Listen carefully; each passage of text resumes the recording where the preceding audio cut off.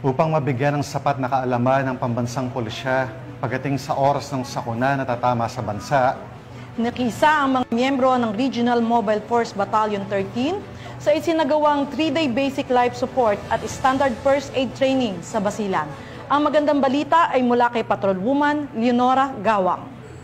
Isa ang mga personahe ng Regional Mobile Force Company sa isinagawang 3-day basic life support at standard first aid training sa Medical Center Health Emergency Basilan nito lamang 15 hanggang 17 ng Oktubre taong kasalukuyan. Naging matagumpay ang naturang aktibidad dahil sa pagtutulungan ng mga personahe ng RMFB 14B sa pamumuno ni Police Major Feric J. Kumafay, Company Commander at Medical Center Health Emergency Staff na naging mga pangunahing tagapagturo. Sa isinagawang 3-day basic life support at standard first aid training, itinuro sa mga kalahok ang mga pangunahing kaalaman at kasanayan sa pagtugon sa mga sitwasyong pang-emergency tulad ng tamang pagbibigay ng CPR, pagsasagawa ng rescue breathing at pagbibigay ng paunang lunas sa mga nasugatan o nawalan ng malay.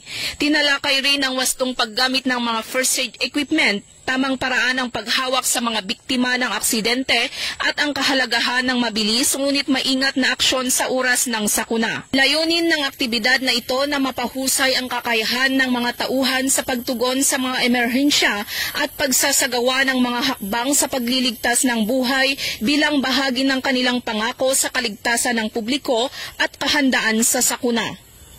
Mula rito sa rehiyon ng Bangsamoro, ako ang inyong Police News Network Correspondent, Patrolwoman Leonora Gawang, alagad ng batas, tagataguyod ng balitang pulis.